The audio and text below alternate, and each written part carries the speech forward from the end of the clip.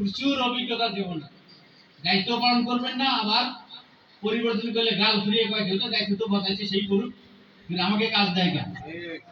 এগুলো মানে আমি বলছি আপনাদের কাছে কিছু আছে। এটা দ্বীনি হাইসিয়তে মোটেই সঠিক না। আবু বকর সিদ্দিক রাদিয়াল্লাহু আনহু উম্মতের সর্বসম্মত রায়, যেটাকে ইজমা বলা হয়, রাসূলের পরে উম্মতের শ্রেষ্ঠ ব্যক্তি হচ্ছেন আবু বকর সিদ্দিক রাদিয়াল্লাহু আনহু।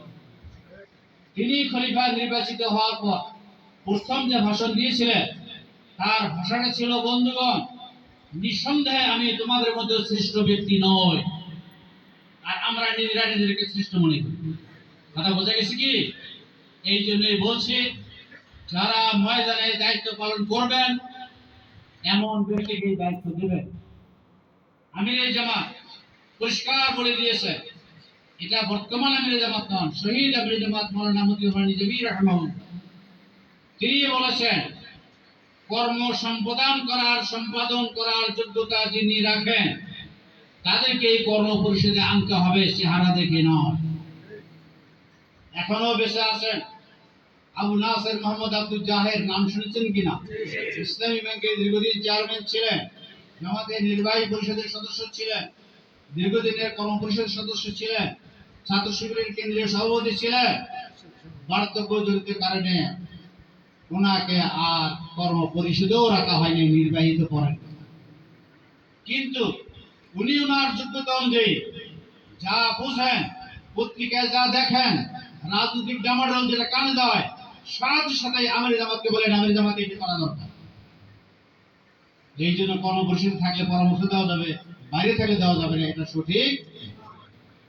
মাওলানা রফিউদ্দিন আহমদ মাজুর হয়ে গেছে, গ্রেটার নোয়াখালী জেলার আমির ছিলেন, তারপরে কেন্দ্রীয় কর্ম পরিষদের অনেক দায়িত্ব পালন করেছেন, নির্বাহী পরিষদের দায়িত্ব পালন করেছেন, প্রধান নির্বাচন পরিচালক ছিলেন, কমিশনার ছিলেন, মাজুর হয়ে গেছে। যখন যেটা বোঝেন আমিরে জামাতকে পরামর্শ দেন, কোনো দায়িত্ব নাই, বেঁচে আছে। কথা বোঝা গেছে কিনা? এরকম সারা দেশে অনেক ভাই যারা জেলা আমিরের দায়িত্ব পালন করছেন, কর্ম পরিষদের দায়িত্ব পালন করছেন, নির্বাহীর দায়িত্ব পালন করছেন, এখন কোনো দায়িত্ব নাই। ওই তারা তো রিয়াকশন শো করায় না। এই মানসিকতা যেন আমাদের না থাকে। আপনাদের মধ্যে থেকে আমি নির্বাচিত হবেন, আপনাদের থেকেই সুরা নির্বাচিত হবে, আপনারাই কর্ম পরিষদ গঠন করবেন। কাজে কর্ম সম্পাদন করার মতো, মাঠে ছোটার মতো, সময়োপযোগী সিদ্ধান্ত নেওয়ার মতো যোগ্যতা যারা রাখেন তাদেরকে নিয়েই কর্ম পরিষদ গঠন ভবিষ্যতে করবেন। কথা কি ক্লিয়ার করতে পারছি? 3 নাম্বার, আমি কালকেও জেলা আমিরের শপথের সময় দোয়ার মধ্যে কথাটা বলছি, আর কেন্দ্রে যতবারই আমার কথা বলার, সেটা বৈঠকেই হোক আর ব্যক্তিগত সাক্ষাতেই হোক, একটি কথা বারবার বলি, সেটা হচ্ছে জনশক্তি, কোরআন হাদিস ইসলামী সাহিত্য চর্চার ক্ষেত্রে চরম অনীহা দেখা দিয়েছে। এইটা যদি ফিরিয়ে দিতে আপনারা না পারেন, তাহলে কপালে কি জুটবে আমরা জানি না। এই জন্যই কথা আমি একটু ভেঙে বলতে চাই। সিলেবাস 2 পার্ট, ইন্টারমিডিয়েট থেকে উপরে একটা পার্ট, আর ইন্টারমিডিয়েট পাস করেন না, মেট্রিক পাস করেছে সেদিকে একটা পার্ট। আমাদের কাছে প্রার্থী যখন আসে সব টিক চিহ্ন দেওয়া।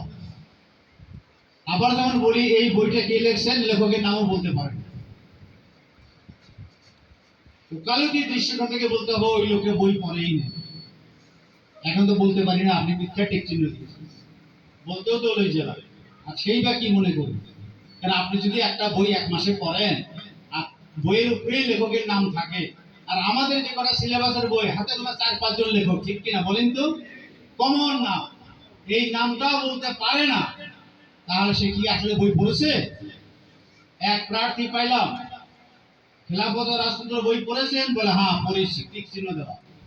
জিজ্ঞেস করলাম বইটার সাইজ কত বড়, বলে এইটুকু চটি বই। নাও জিনিস এক্ষেত্রে আমি বলতে চাই, দায়িত্বশীলের অনেকগুলো বৈশিষ্ট্য থাকবে, তার অন্যতম বৈশিষ্ট্য হল বিশ্বাসহীনতা আর বিশ্বাস প্রবণতা মুক্ত মন। বিশ্বাসহীনতা হলো কাউকে বিশ্বাস না করা, আমরা এটাও করব না, আমরা একেবারে অবিশ্বাসও কাউকে করব না। আবার বিশ্বাস প্রবণতা মানে অতি বিশ্বাস, অতি বিশ্বাসও কাউকে করব না। কথা কি বুঝতে পারছি? ঠিক চিহ্ন দিয়েছে, একটু বুঝাই নেবে। খেলাফত আর রাজতন্ত্র বিরাট বই, 300 উপরে পৃষ্ঠা, মানে এক এক এডিশনের পৃষ্ঠার সংখ্যা একবার 306 এর নিচে নাই, উপরে 40 পর্যন্ত আছে। যতজনকে জিজ্ঞাসা করেছি খোলাফায়ে রাশিদুনের বৈশিষ্ট্য কয়টি, একজনও বলতে পারে। কেন বলতে পারলেন না? ওই যে বলছি ফাঁকি দিয়ে বই পড়া।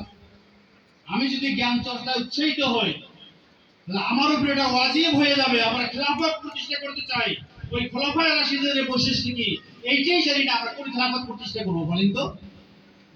কথা কি বুঝতে পারছি? এত বড় বই পড়লাম, খোলাফায়ে রাশিদুনের বৈশিষ্ট্য কয়টা আমি বলতেই পারি। তাহলে কি বইটা বললাম? এই সমস্ত বই গ্রহণ করবেন না। কোরআনের 4টি মৌলিক পরিভাষা কার লেখা বলতে পারে না, পরিভাষা 4টে কি নামও বলতে পারে। কি বই পড়ছে?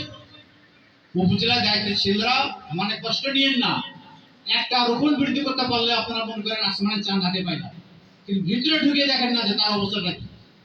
সমস্ত সিলেবাস যাচাই করে দেখবেন তার পড়াশোনার ওয়েট কতটুকু। একবার, দুইবার, তিনবার ফেরত দেওয়া হয়, তারপরে যে ঐশী একটা ছেলে 1 বছরে হাফেজ হয়, 2 বছরে হাফেজ হয়, 3 বছরে হাফেজ হয়। আমরা 30-35টা আয়াত দিয়েছি, আপনি রুকুন বানাবেন, কেন এই আয়াতটা না শুনে আপনারা পাস করলেন? কথা কি বুঝতে পারছি? কেন এই আয়াতটা মুখস্থ হয়েছে কিনা না শুনে পাস করলেন না? কাজে যেটা রাখবেন, কিয়ামতের দায়িত্বশীলদের জবাবদিহিতা সাধারণের চেয়ে অনেক অনেক বেশি হবে। আপনি রুকুন পাস করাবেন, সিলেবাস শেষ করেনি, আয়াত কয়েকটা মুখস্থ করেনি, শিক্ষিতদের জন্য 10টা হাদিস, কম শিক্ষিতদের জন্য 5টা হাদিস মুখস্থ করতে বলা হয়েছে, এই কয়টা মুখস্থ করেনি, কেন পাস করাবেন? কে এখতিয়ার জন্য আপনাদেরকে পাস করানো? কে এখতিয়ার জন্য পাস করানো? সিলেবাসে শুনে ফেলেন, কেন্দ্রকে বলেন যে সিলেবাসের দরকার নেই। কেন্দ্র সিলেবাস এই জন্যই দিয়েছে, এগুলো রপ্ত করে আয়ত্তে এনে রুকুন হইতে হবে। যার ফলে জ্ঞানের জগতে দেউলিয়া, রাজনৈতিক চর্চা করতে করতে পলিটিক্স শুরু হয়ে গেছে এখন সময়। কাকের টাকা দিয়ে কি আগাইতে পারে, এগুলো শুরু হয়েছে এখন সময়। এগুলো আরো বেশি হবে যদি এইদিকে আপনারা স্ট্রেনিং ঘুরিয়ে দিতে না পারেন, এইদিকে যদি জনগণকে ফিরিয়ে দিতে না পারেন, এগুলো আরো বাড়বে, গ্রুপিং হবে, মারামারি হবে, স্বতন্ত্র প্রার্থী আমাদের মধ্যে থেকে দাঁড়াবে, এগুলো সামনে অপেক্ষা করতেছে। আমি কালকে এক লোকের সাথে বলছি, রসুলের পরে যত ইসলামী আন্দোলন আজ পর্যন্ত দুনিয়াতে এসেছে, কোন আন্দোলন 100 বছরের বেশি দুনিয়াতে টিকে থাকে নাই। এই ইতিহাস আপনারা বলেন না। জামাত ইসলামীর বয়স 84 বছর, 100 বছর হইতে 16 বছর। জামাত ইসলামীকে যে উদ্দেশ্য করিতে হচ্ছে, আমরা কি সেই দিকে যাব না 100 বছর আর বিলুপ্তি হবে, এই সিদ্ধান্ত আপনাদের।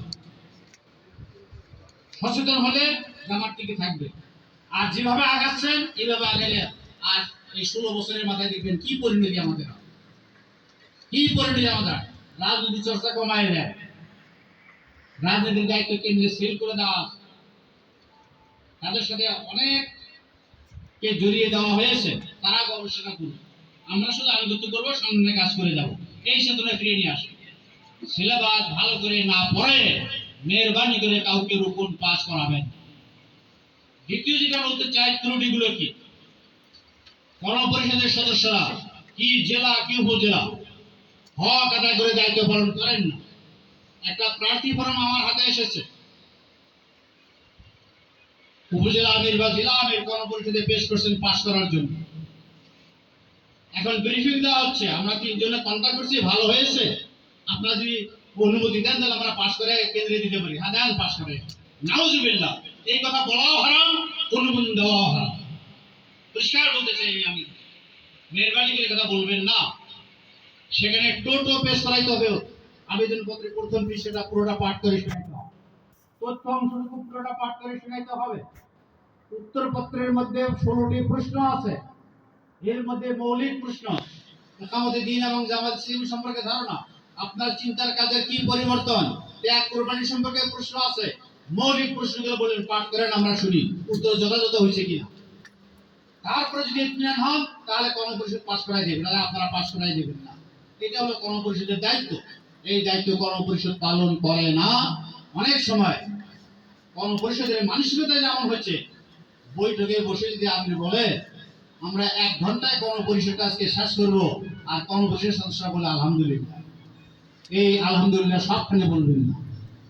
আপনি শপথ নিয়েছেন হক আদায় করে দায়িত্ব পালন করা।